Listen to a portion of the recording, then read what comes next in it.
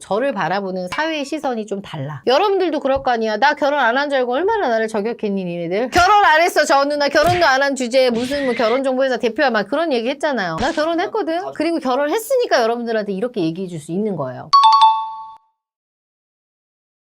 피디님들 네. 요새 진짜 결혼을 안 하잖아요. 근데 왜 진짜 솔직하게 한 번만 물어볼게요. 왜 결혼을 안 하는 거야? 왜 안 하고 싶어? 결혼의 시간이 뺏겨서 또 잃는 게 많은 거야. 예를 들어서 뭐 친구 같은 것도 또 자유로운 만남? 여자와의 자유로운 만남? 기회를 잃는 거? 그럴 수도 있겠네요. 저도 지금 이제 결혼 5년 차 이상이 지금 돼가는데 진짜로 제가 결혼을 해본 사람 입장으로서 결혼을 하면 잃는 거 딱 3가지 있습니다. 이 3가지를 진짜 딱 들어보고요. 아, 난 진짜 이거 도저히 안 될 것 같아. 라고 하면 결혼을 포기하는 거고 아니면 다시 한번 생각해 보는 거죠. 근데 이거는 대표님이니까 그걸 겪는 거 아니에요? 아니야. 결혼한 사람이라면 누구나 다 공감은 할 겁니다. 첫 번째입니다. 개인적인 시간과 자유입니다. 개인적인 시간이 있어요? 자유 없잖아. 순간 공감이 그런 게 어딨어. 없어. 조금은 가능하지 않나? 없어. 개인적인 시간. 저는 사우나 가는 게 유일하게 개인적인 시간을 갖는 거 빼고 없어. 왜냐면 가정이라는 울타리 안에서 충실해야 되기 때문에 아이도 있잖아요. 그럼 어때요? 아이를 기르기 위해서 회사에 나와서 또 일을 하고 또 그 집에 들어가서는 엄마와 아내로서의 일을 또 해야 돼. 일을 많이 하진 않지만 그래도 그런 게 있잖아. 그렇다 보니까 하루가 너무 바쁘게 지나가고요. 그러다 보니까 내 시간이 어디 있어요? 없어요. 그리고 자유 없습니다. 그렇게까지 힘들면은 불행하지 않을까 싶은데.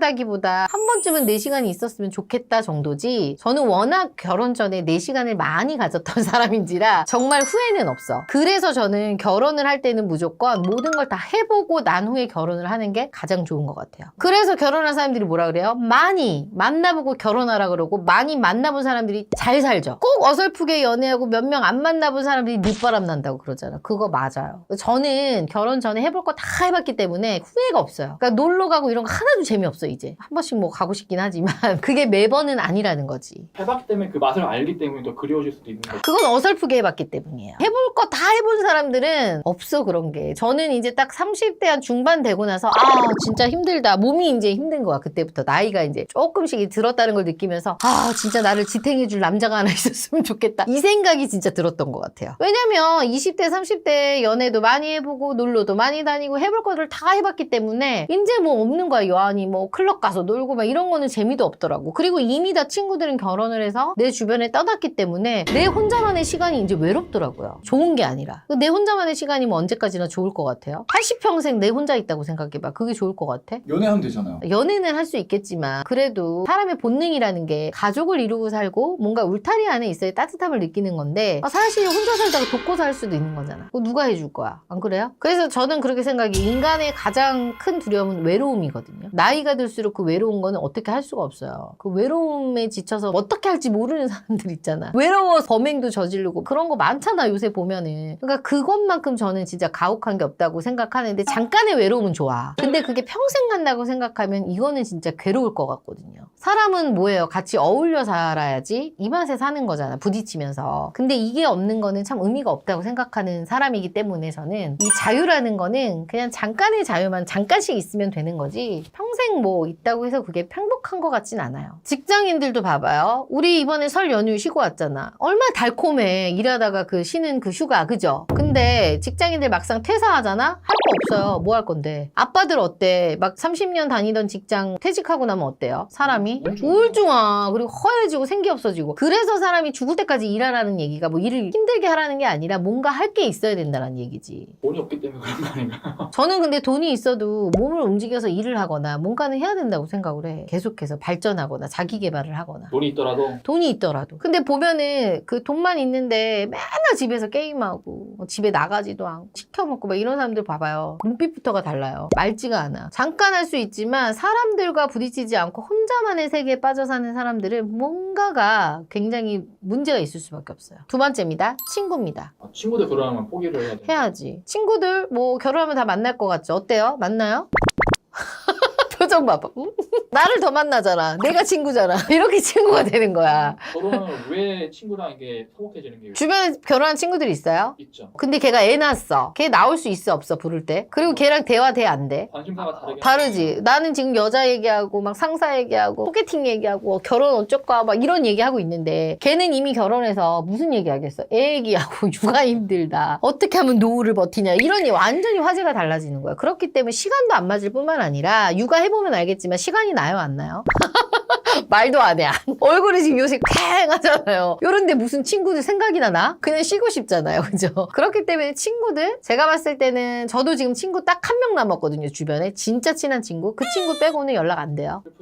슬프지만 어쩔 수 없어요. 그리고 친구 영원할 것 같잖아. 영원한 친구가 있다고 생각해요? 이렇게 얘기하면 또 나를 이상하다고 얘기할 수 있지만 영원한 친구 없어. 영원한 친구가 어딨어. 사회생활 하다 보면 어떻게 돼요? 나한테 돈 주고 나한테 어느 정도 뭔가 힘이 되어주는 사람들하고 더 만나게 되는 거지. 처자시키려고 그러면 그런 사람들이 더 나하고 가까워지는 거지. 친구들하고는 멀어질 수밖에 없어요. 친구도 뭔가 나한테 도움이 돼야 이게 가까워지는 거지. 근데 이제 나이 들면 그때는 이제 친구들을 좀 찾기는 하지만 이렇게 바쁘게 살 때는 친구라는 게 크게 의미가 없더라고요. 지금 무슨 말인지 이해가 안 될 거야. 한참 친구들하고 어울려 다닐 나이니까. 그치만 우리는 이해가 되죠. 결혼한 사람들은. 아이를 낳은 친구가 한 명 있는데 얘기를 할 때 얘기 주제가 달라요. 그러니까 여기도 우리 기저귀값 그렇게 많이 드셨어요?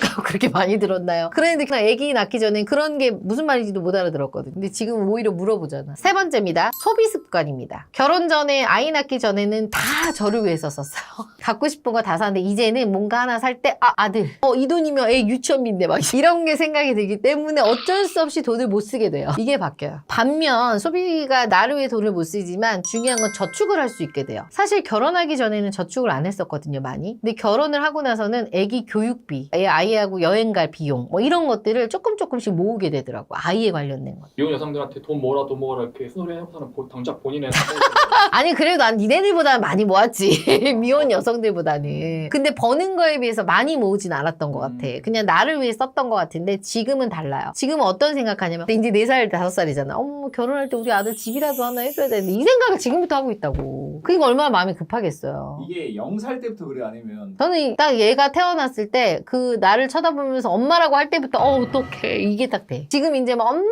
막 이렇게 얘기하잖아요. 그러면 어떡하냐 얘 고생 안 시켜야 되는데 이 생각밖에 안 들어. 이건 다 부모의 마음인 것 같아요. 애가 걸어 다니기 시작하면 아마 그럴 거예요. 그리고 네 번째 마지막으로 가장 큰 건 저의 이름 박정원이란 여자라는 이름이 없어져요. 누구 엄마 누구 엄마? 누구 엄마? 그냥 그렇게 불려지는 거야. 누구누구 엄마, 뭐 누구누구 어머님. 그냥 뭐 선생님 전화 올 때도 옛날에는 뭐 어디 딴 데 전화할 때 누구씨 했는데 누구누구 어머님 뭐 이렇게 한단 말이지. 네, 누구 엄마예요? 이렇게 되는 거죠. 진짜요? 네. 얘님 어떻게 해요? 누구누가 아빠로 불려지잖아. 그렇게 되는 거지. 그러니까 부모님들, 엄마들이 어때? 엄마라는 이름으로 살잖아요. 평생. 아빠도 마찬가지고. 그러니까 그게 좀 없어지는 거. 근데 그러더라도 이 누구누구의 엄마와 누구누구의 아빠로 사는 그 행복감은요. 박정원으로 사는 것보다 훨씬 진짜 20배? 아니 100배? 1000배 훨씬 더 행복한 것 같아요. 실제 대표님들 아직 미혼인 친구분들 만나면 이런 얘기 해주시죠? 아니 이런 얘기 안 하고 저는 맨날 얘기하지. 정신 차려라 이런 얘기만 하지. 정신 차려라 네 나이가 지금 몇이라 내 영상 봤니? 뭐 이런 얘기나 하지. 실질적으로 이런 얘기 들려주진 않았네. 항상 쏘아붙이기만 했네. 미안하다 얘들아.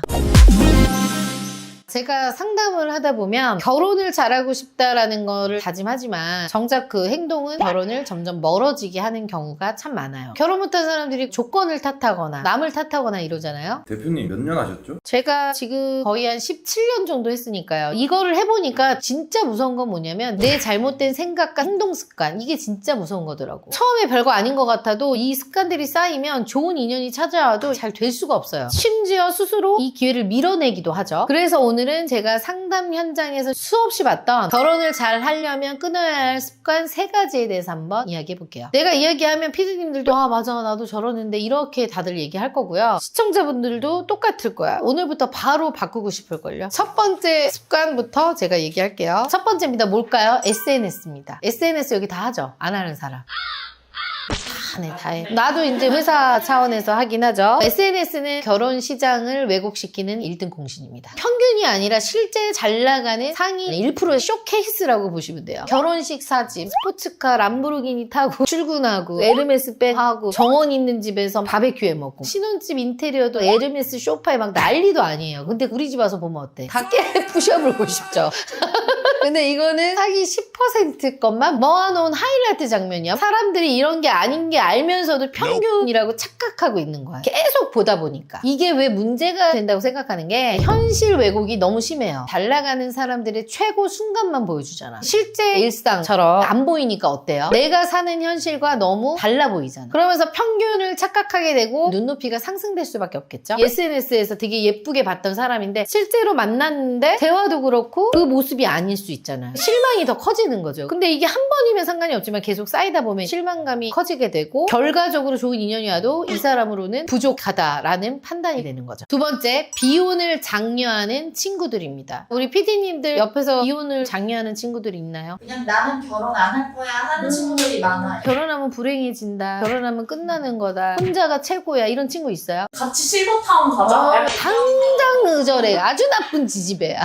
나는 그런 친구들 제일 싫어. 자기는 결혼해놓고 난 진짜 우리 남편 때문에 자유가 없어졌어. 결혼하지만 혼자 살아. 그럼 자기나 하지 말지. 애 키우면 뭐 인생 끝이야. 이런 얘기들 하시는 분들이 있거든요. 그런데 이렇게 얘기해놓고 몇 년 뒤에 본인은 결혼해서 애 낳고 사진 올려놔. 그거 보면은 그런 친구를 좀 믿고 있었던 거죠. 아까처럼 실버타운 가자 해놓고 그럼 이제 어떻게 돼? 나는 허무해지는 거지. 친구가 비혼주의를 장려하고 자기는 갈 수도 있는데 이게 왜 문제가 되는 거예요? 결혼 시기를 상실할 수도 있어요. 내가 그 친구랑 같이 있을 시기에 좋은 남자를 만나기 위해서 노력할 수 있는 시기였을 수 있잖아. 그 예쁜 27, 8, 9 시기에 그 시기를 놓쳐버리는 거죠. 그러다 보니 정년기를 놓쳐버리면 시장 경쟁력이 하락하게 되는 거죠. 그러면서 진짜 무서운 게 뭐냐면 그 친구가 막 가스라이팅 했던 그 말들이 나의 가치관이 될 수 있어요. 그래서 옆에 어떤 친구와 어떤 언니가 있는지에 따라서 나의 결혼 시기가 늦어질 수도 있고 빨라질 수도 있고 좋은 남자를 만날 수도 있고 나쁜 놈을 만날 수도 있는 거예요. 대부분 다 상황이 다를 수 있어. 결혼해서 옆에 주변에서 잘 사는 친구들이 있으면 야 너도 결혼해 우리 같이 결혼해서 잘 살자는 친구가 있는 거고 가정환경이 어렸을 때부터 불우한 친구들은 결혼은 안 돼 안 하는 게 좋아 이렇게 하는 친구들이 있잖아. 상황이 다 다르단 말이에요. 친구마다. 그래도 긍정적으로 얘기해주는 친구들이랑 노는 게 더 낫다고 생각해. 제 친구 중에 보면은 결혼하지 말라고 했던 친구가 있었어요. 근데 그 친구가 결혼을 한 거죠. 아니 너 그때 결혼하지 말라고 그랬잖아. 결혼은 되게 안 좋은 거라며. 그렇게 얘기했더니 그 친구가 하는 말이 내가 언제 그렇게 얘기했었나? 자기가 한 얘기도 까먹고 있더라고. 그래서 저는 항상 이렇게 가스라이팅 당하는 친구들한테 이렇게 얘기해 줍니다. 결혼은 친구 인생이 아니라 내 인생이다. 친구 말이 내 결혼 스케줄을 정해주진 않아요. 저희도 이제 오셔갖고 막 상담하다 보면 뭐 때문에 고민돼요? 친구랑 상의해 볼게요. 이런 분들이 있단 말이에요. 친구랑 뭘 상의해? 뭐 친구랑 결혼할 거야? 친구가 뭐 금액을 내줘? 제가 요 근래에 봤던 친구 중에 가장 고맙게 생각했던 친구가 자기 친구 가입비를 내주러 왔어요. 오, 진짜예요? 진짜 너무 좋은 친구죠. 자기는 결혼을 했어. 좋은 친구니까 혼자 사는 게 너무 싫대. 같이 부부 동반으로 놀러 가고 싶다고 본인이 카드로 결제하고 갔어요. 정말 좋은 친구죠. 이런 친구를 사귀어야 돼. 세 번째입니다. 완벽한 순간 기다리기입니다. 이게 무슨 말일까요? 집값 조금만 내리면 결혼할게요. 연봉 조금만 오르면 결혼할게요. 살 조금만 빠지면 결혼할게요. 대학원 졸업하고 박사 따면 할게요. 이렇게 되면 5년, 10년 시간만 가다 오는 거죠. 이렇게 해서 주변을 둘러보면 아이 낳고 사는데 자기는 여전히 준비 상태인 거야. 항상 준비만 하고 있는 거죠. 이게 왜 문제일까요? 결혼 시장에 시간성이 존재하기 때문입니다. 결혼 시장에서 가장 민감하게 보는 건 뭐예요? 특히 여자분들. 제가 맨날 뭔 얘기예요? 나이. 조건이 조금 부족해도 여자분들 같은 경우는 출산이 걸려있기 때문에 나이가 조금 어리면요. 정말 경쟁력이 있거든요. 근데 시간이 지나면 아무리 내가 조건이 좋아도 경쟁이 줄어들 수밖에 없는 거야. 근데 제가 이런 얘기를 하면 어떤 분들은 기분 나빠 하지만 또 이 말을 듣고 머리가 순환이 잘 되시는 분들은 빨리 이제 오시기도 하죠. 예전에 제 회원분 중에 여자분이 41~2살이었고 대기업 다니시는 부장님이었는데 학교도 카이스트 나왔던 분이야. 왜 이렇게 늦었냐 그랬더니 본인이 스펙을 더 쌓으면 좋은 남자를 만날 수 있을 것 같아서 그렇다 보니까 늦어진 거야. 41살의 여자를 남자분들이 선호했을까요? 41살의 카이스트가 중요한 게 아니고요. 31살의 전문대여도 남성분들은 나이 어린 여자를 선호한다는 거죠. 제가 소개할 때 그랬어요. 여자분 나이는 41살이지만 카이스트 출신의 대기업 부장입니다 라고 얘기했더니 남자들이 뭐라고 한 줄 알아요? 한방 언니한테 가면